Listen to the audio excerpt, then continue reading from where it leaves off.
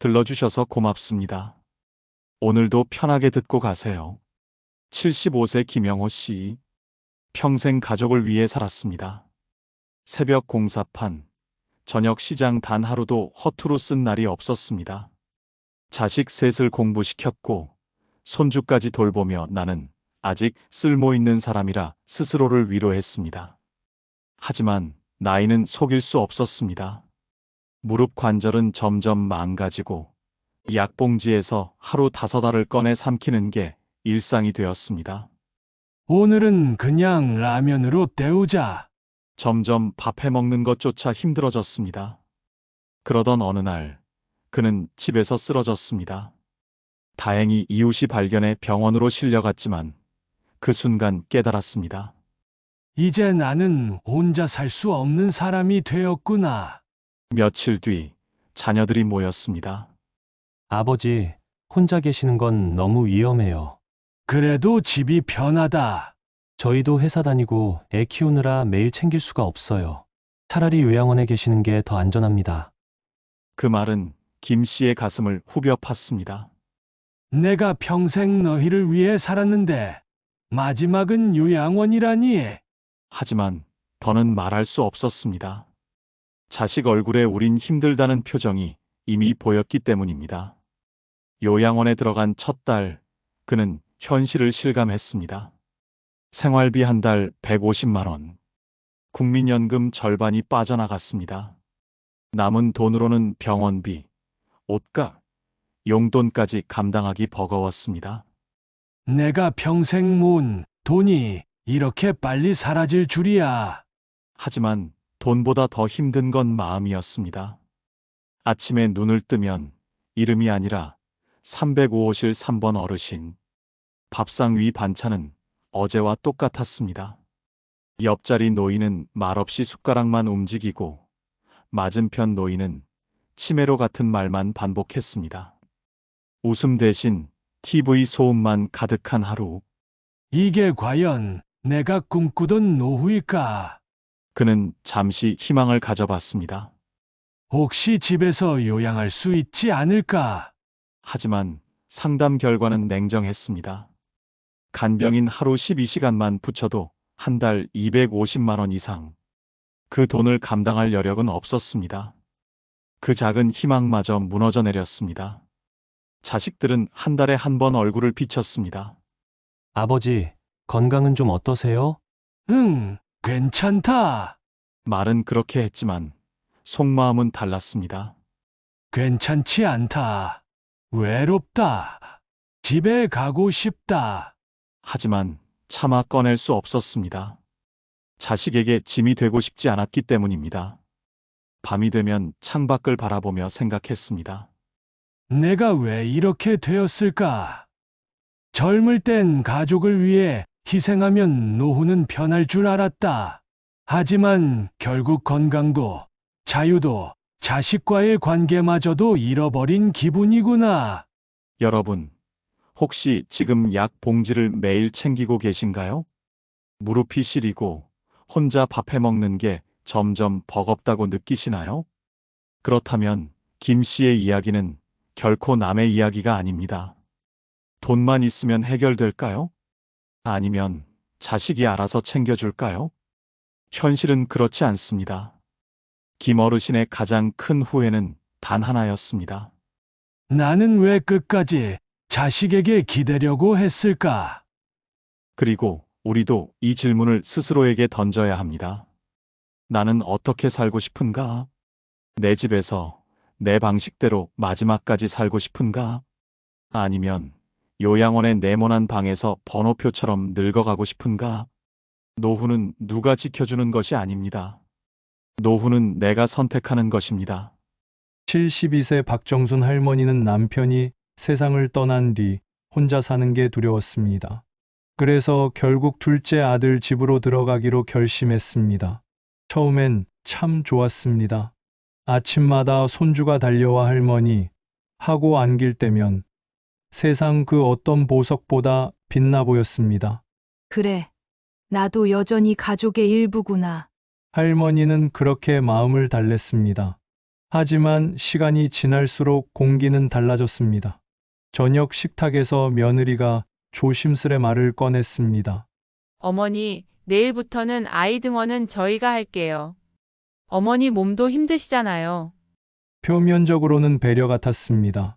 하지만 그 말 뒤에 숨어 있는 뜻은 할머니도 알 수 있었습니다. 사실 박 할머니는 매일 아침 손주를 깨우고 밥을 챙기고 학교에 데려다 주며 집안의 주인처럼 움직이고 있었습니다. 며느리 입장에서는 고맙지만 생활 패턴이 흔들리는 게 불편했던 겁니다.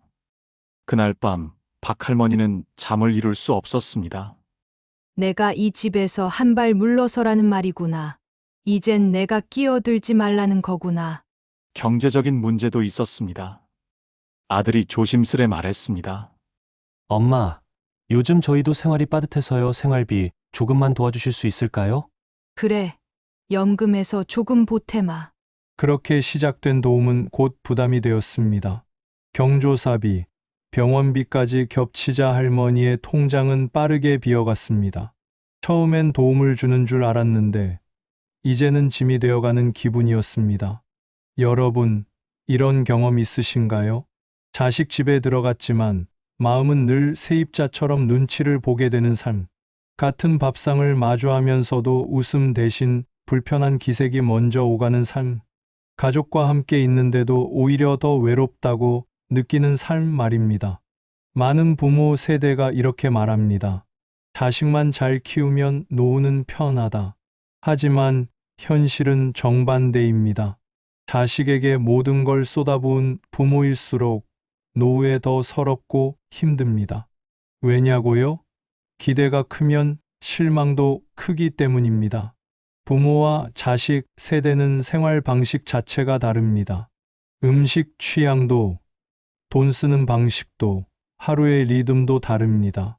그러다 보니 작은 갈등이 쌓입니다. 어머니, 전기는 아껴 써야 해요. 왜 반찬은 늘 이런 것만 하세요? 사소한 말 한마디가 마음에 깊은 상처가 됩니다. 결국 부모와 자식은 서로를 피하게 되고 관계는 점점 멀어집니다. 박 할머니는 결국 결심했습니다. 차라리 혼자가 낫다. 눈치 보며 사는 것보다 내 삶을 내 방식대로 사는 게 낫다. 그리고 그 순간 깨달았습니다. 자식에게 의지하지 않는 것이야말로 자식과의 관계를 지키는 길이라는 것. 부모의 희생은 사랑이지만 자식에게 의존은 짐이 된다. 노후의 주인공은 자식이 아니라 나 자신입니다. 자식에게 기대지 않고 살아가려면 결국 선택지는 하나뿐입니다. 혼자서도 잘 사는 힘을 갖추는 것. 하지만 그냥 혼자 산다는 말만으로는 부족합니다. 조건이 필요합니다.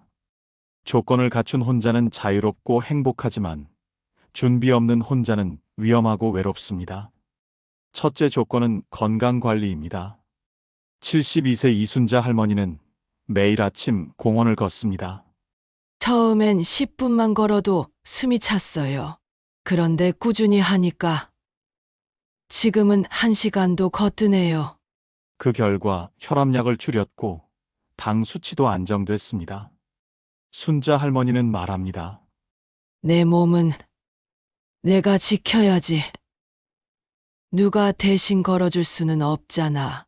여러분도 동의하시나요? 치매만 피할 수 있다면 혼자 사는 건 결코 두렵지 않습니다. 그래서 운동, 뇌훈련, 규칙적인 생활 습관이 필수입니다. 둘째 조건은 생활의 균형입니다. 혼자 산다고 집안에만 틀어박혀 있으면 금세 우울해집니다. 그래서 루틴이 필요합니다. 월요일 경로당 바둑, 수요일 시장 장보기와 반찬 준비, 금요일 주민센터 건강 체조. 이런 작은 일정표만 있어도 삶이 달라집니다. 생활비도 관리가 필요합니다. 식비 30만 원, 공과금 10만 원, 취미 교재비 10만 원, 비상의료비 20만 원, 합쳐도 70만 원 정도. 국민연금과 소액저축만으로도 충분히 감당 가능합니다. 셋째 조건은 마음가짐입니다. 김미자 할머니 73세. 이제는 내 삶을 눈치 보지 않고 살 수 있어서 행복해요. 아침엔 내가 먹고 싶은 반찬 먹고 보고 싶은 드라마 맘껏 보고. 여러분, 혹시 이런 생각 해보신 적 있나요? 혼자 사는 걸 외로움으로만 본 건 아닌지요? 사실은 독립이라는 또 다른 이름일 수도 있습니다. 하지만 조건을 갖추지 못하면 어떻게 될까요? 실제로 70대 초반에 혼자 살던 이 아무개 씨는 건강관리에 소홀했습니다. 혼자 있으니 뭐 대충 먹어도 되지. 라면과 김치로 끼니를 때우다 영양실조가 왔고 결국 병원에 입원했습니다. 그때 깨달았습니다. 혼자 살려면 더 철저하게 내 몸을 챙겨야 했구나. 이 사례는 우리에게 경고합니다. 혼자 사는 건 가능하지만 아무 준비 없이는 결코 안전하지 않다는 것. 마지막 조건은 관계의 질입니다. 혼자 산다고 고립될 필요는 없습니다. 전화 한 통, 작은 모임, 주말 산책 약속. 그 몇 가지 관계만으로도 삶은 훨씬 따뜻해질 수 있습니다. 여러분, 혹시 마음이 잘 맞는 친구 두세 명 있으신가요? 그 인연이야말로 요양원보다 더 큰 힘이 될 수 있습니다. 여기서 다시 묻습니다. 여러분은 어떤 노후를 선택하시겠습니까? 자식에게 기대다 실망하는 삶? 아니면 건강과 마음을 지키며 나답게 살아가는 독립적인 삶? 진정한 독립은 젊을 때가 아니라 늙어서 찾아온다. 혼자 사는 용기. 그것이 내 노후를 지켜내는 가장 큰 힘입니다. 여러분, 혹시 TV 프로그램 인간극장에서 방영된 칠공주 할머니들 이야기를 기억하시나요? 경남 의령의 한 시골 마을에서 7명의 할머니가 함께 살아가는 모습이 소개돼 큰 감동을 주었습니다. 그 할머니들은 혈연도 학연도 없었습니다. 하지만 서로 기대며 진짜 가족처럼 살았습니다. 누군가 아프면 옆집에서 죽을 쏘어 가져다 주고, 명절이면 함께 모여 전을 부치며 웃었고, 저녁이면 다 같이 둘러앉아 밥을 나눴습니다. 그중 한 할머니는 이렇게 말했습니다. 우린 서로의 친정이자 보험이야. 사실 처음엔 주변에서도 고개를 갸웃했습니다. 나이 들어서 모여 산다고? 그게 오래 가겠어? 하지만 세월이 흐르면서 인정할 수밖에 없었습니다. 요양원보다 따뜻하고 자식 집보다 자유로운 노후의 또 다른 길이라는 것을요. 작은 공동체의 가장 큰 힘은 외로움이 사라진다는 겁니다. 서울에서 혼자 살던 최모 할머니는 늘 TV 앞에 앉아 시간을 보냈습니다. 하루가 왜 이렇게 길까? 하지만 친구 2명과 함께 작은 집을 얻어 공동생활을 시작한 뒤 삶은 달라졌습니다. 아침에 부엌에서 밥 짓는 냄새가 나니까 내가 살아있다는 게 느껴져요.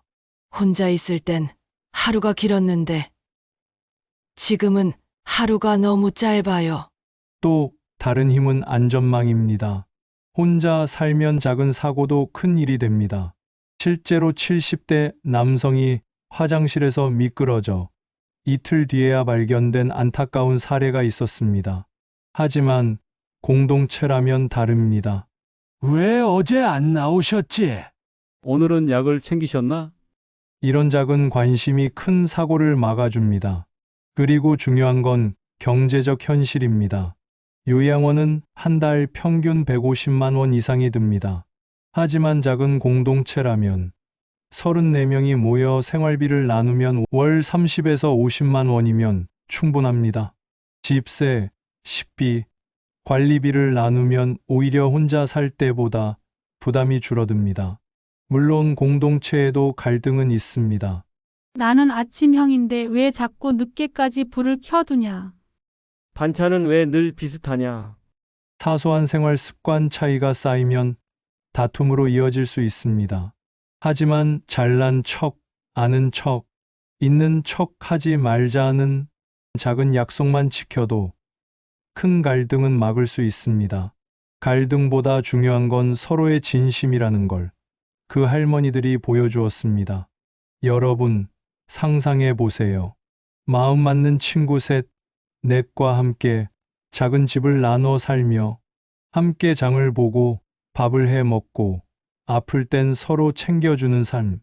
요양원처럼 낯선 사람들과 모여 있는 게 아니라 내가 직접 선택한 사람들과 만드는 공동체. 과연 요양원보다 못할까요? 아니면 훨씬 더 행복할까요?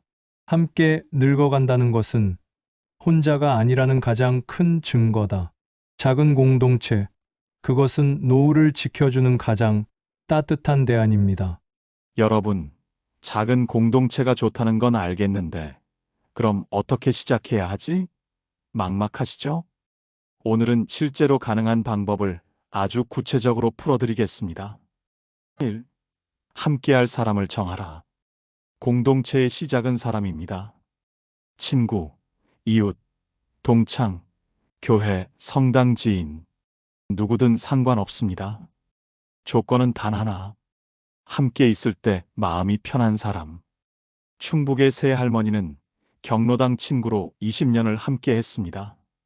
우리끼리 있으면 속 편하잖아. 그 말 한마디로 셋이 모여 살기 시작했고 벌써 5년째 서로 의지하며 삽니다. 2. 재정은 투명하게. 돈 문제가 꼬이면 공동체는 오래가지 못합니다. 예를 들어 4명이 함께 산다면 집세 및 관리비 20만 원씩 분담, 식비 15만 원씩 분담, 공용 전기수도 5만 원씩 분담, 한 사람당 40만 원, 요양원 150만 원에 비하면 훨씬 가볍습니다. 추가로 비상금 통장을 만들어 두세요. 병원비, 수리비 같은 돌발 상황에 대비할 수 있습니다. 3. 역할을 나누라. 공동체는 무료 호텔이 아닙니다.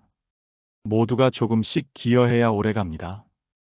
요리 담당, 청소 담당, 장보기 담당. 이렇게 나누면 불평이 줄어듭니다. 대구의 한 공동체에서는 요리를 못하는 어르신이 있었습니다. 나는 칼질도 못해요. 그래서 그분은 대신 정리와 청소를 맡았고 모두 만족했습니다. 못하는 건 괜찮아. 중요한 건 서로 돕는 마음이지. 4. 갈등을 예방하는 약속. 여기서 잠깐, 가장 많이 깨지는 이유가 뭘까요? 바로 성격 차이입니다. 한 공동체에서는 이런 일이 있었습니다. 한 분은 아침형, 다른 분은 저녁형. 왜 밤늦게까지 불 켜두냐? 왜 새벽마다 시끄럽게 움직이냐? 서로 얼굴을 붉히기 시작했습니다. 결국 중재안이 나왔습니다. 밤 11시 이후엔 조명 최소화, 새벽에는 소음 줄이기. 그리고 무엇보다 중요한 건 세척 금지 규칙이었습니다. 잘난 척 하지 말자. 아는 척 하지 말자. 있는 척 하지 말자. 이 3가지만 지켜도 큰 갈등은 막을 수 있습니다. 여러분, 여기까지가 기본 조건입니다. 그렇다면 실제로 어떤 형태로 가능할까요? 지금부터 아주 현실적인 모델을 보여드리겠습니다. 5. 실제 모델 만들기. 상상해 보세요. 아파트 한 층에 방 3개를 나눠 쓰고 거실은 함께 쓰는 모델. 혹은 작은 단독주택을 마련해 각자 방 하나씩 쓰고 부엌과 거실은 함께 사용하는 모델. 경남의 한 마을에서는 실제로 3분이 집을 공동 구입해 살고 있습니다. 혼자 있을 땐 밥하기가 귀찮았는데 같이 살다 보니 매일 집밥을 먹어요. 덕분에 건강도 좋아졌습니다. 이런 변화가 실제로 일어나고 있습니다. 여러분, 지금 떠오르는 사람이 있으신가요? 저 친구랑은 나중에 같이 살아도 괜찮겠다. 그렇다면 그분이 바로 여러분의 미래 공동체 동반자가 될지도 모릅니다. 우리는 혼자 살 수 있지만 함께 할 때 더 잘 살 수 있다. 공동체는 거창한 게 아닙니다. 그저 몇 사람이 모여 서로에게 힘이 되어주겠다고 약속하는 것. 그것만으로도 요양원을 대신할 수 있는 강력한 대안이 됩니다. 여러분, 지금까지 우리는 4가지 길을 함께 걸어왔습니다. 첫째, 요양원에 네모난 방. 둘째, 자식에게 기대다 눈치를 보는 삶. 셋째, 혼자서도 꿋꿋이 살아가는 독립. 넷째, 친구와 함께 웃고 울며 살아가는 작은 공동체. 어떤 길을 택하느냐에 따라 우리의 노후는 완전히 달라집니다. 김영우 씨는 결국 요양원에 들어가며 후회했습니다. 내가 내 노후를 준비했더라면 지금 이곳에 없었을 텐데. 박정순 할머니는 자식 집에서 눈치만 보다가 깨달았습니다. 차라리 혼자가 낫다. 그래야 자식과의 관계도 지킬 수 있다. 그리고 우리는 알게 되었습니다. 노후의 가장 큰 비극은 돈이 부족한 것도 병이 찾아오는 것도 아니라 끝까지 남에게 기대며 내 삶을 놓아버리는 것이라는 사실을. 하지만 희망도 있습니다. 이순자 할머니처럼 매일 걷고 김미자 할머니처럼 당당히 혼자서 살아내며 칠공주 할머니들처럼 함께 밥하고 웃으며 늙어간다면 노후는 결코 두렵지 않습니다. 철학자 세네카는 이렇게 말했습니다. 우리는 짧게 사는 것이 아니라 제대로 살지 않을 뿐이다. 노후 역시 마찬가지입니다. 시간이 부족한 게 아니라 선택이 부족한 겁니다. 요양원이 아니라 내가 선택한 집, 자식의 희생이 아니라 나 스스로의 독립, 외로운 혼자가 아니라 함께 웃는 공동체. 여러분, 지금 이 순간 스스로에게 물어보세요. 나는 어떤 노후를 선택할 것인가? 나는 내 남은 인생을 어디서, 누구와, 어떻게 살고 싶은가? 노후는 두렵고 무거운 시간이 아닙니다.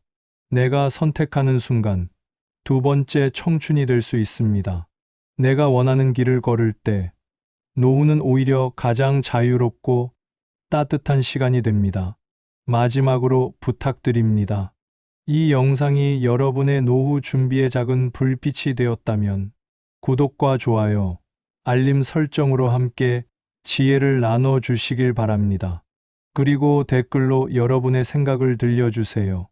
여러분은 어떤 노후의 길을 선택하시겠습니까?